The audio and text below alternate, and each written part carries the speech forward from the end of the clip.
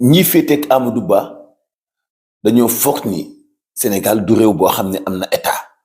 wala ñoom dañoo fàtte ni du ñoom ñooy remplacer seen bopp ci nguur gi ndax ki nekkoon président dafay jeexal Macky Sall la tudd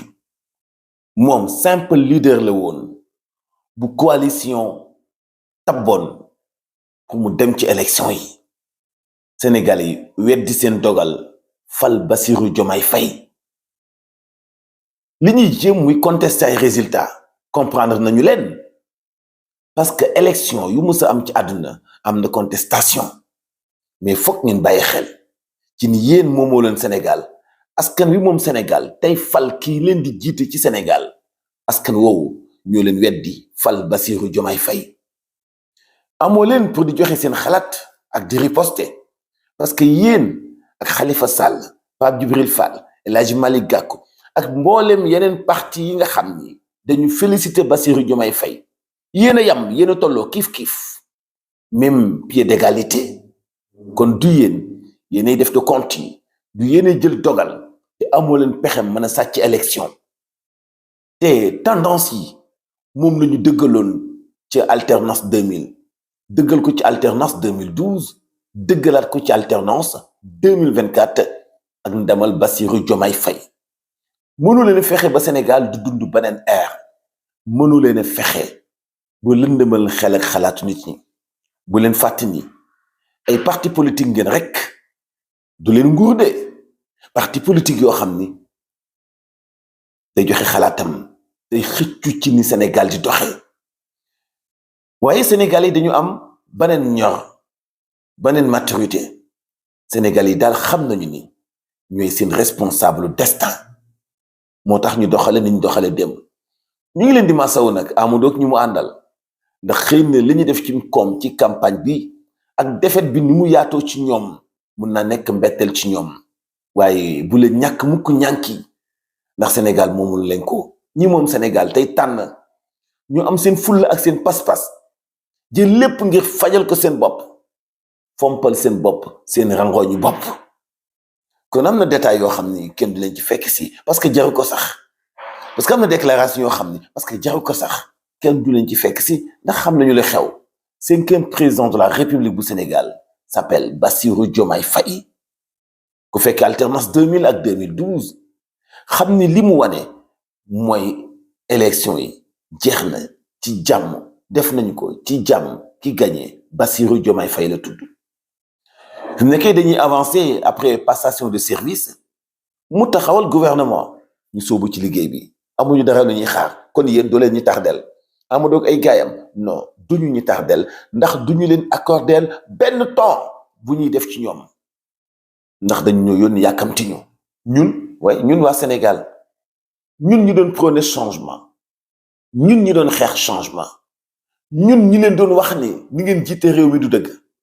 ñun ñi leen doon wax ni moomoo leen réew mi te jiitewu leen réew mi dañ leen a tabb rek ci barkeb ki ñu faloon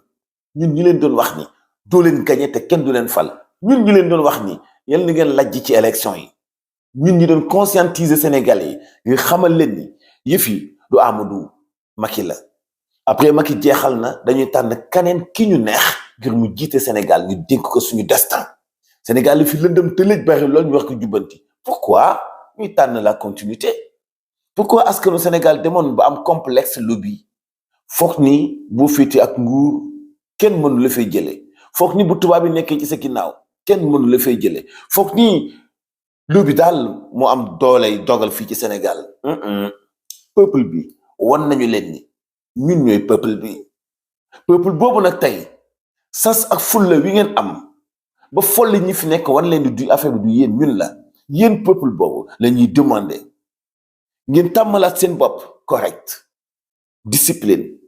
comportement bu normal ñu defaraat suñu ay jikko ñu sóobu ci liggéey bi ba ñu topp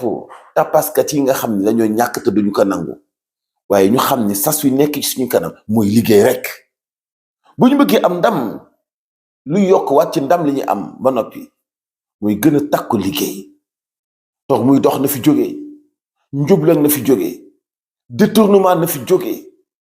doon ay milliardaire ba noppi doon fonctionnaire nekk pale ba noppi sa lépp yi dox yu mel noonu ni fi jógee. alalu Sénégal na dem ci Sénégal xaalisu Sénégal naka waa Sénégal jariñoo santé bi dox éducation bi dox dëkkuwaay bi dox suuf si ñuy patam patamee mel nii lu ñuy tong-tong nu dakk. ñun demandé wuñu lu impossible li ñuy demandé mun naa nekk te sax nag moo war a nekk mais ñii tax mu nekk ñoo du lekk ba suur ndax doylu wuñu moo tax ñu folle leen. Amadou Ba doo Macky Sall. Macky Sall mooy président de la République du Sénégal yow ak ñi nga àndal ñëpp amoo leen doole contesté résultat élection yi amoo leen contesté li bàyyeeku ci urne yi ndax ay benn nit ngeen ci biir peuple Sénégal. gañe nañu leen waaw gañe nañu leen ndax da ngeen a amul woon sax programme bu ngeen tekki suñu ay loxo ndeysaan. Macky Sall dong moo leen doon yóbbaale te moom bi askan wi bëggee soppi aw doxalinam daa yàgg. moo tax li fi jaar ci wàllu politique jaar fi am na yeneen ñu leen di xaar nag mooy félicité Diomaye te dem tëddi. bu ngeen bëggee doxal nag seen parti politique ngeen doxal ko bu dee coalition ngeen doxal ko wala ngeen nangu ni seen certificat de décès bind nañ ko ba signé nañ ko enterrement dong moo ci des. seen système mu doxalinu politique jeex na Sénégal. maintenant peuple bi mooy tànnal boppam ki koy jiite mooy tànnal boppam ki ko doy mooy tànnal boppam ki yor destin am te peuple boobu moo dul nangooti kenn di ko intimider wala nga koy noggatu. Vive la démocratie, vive la démocratie, vive le changement.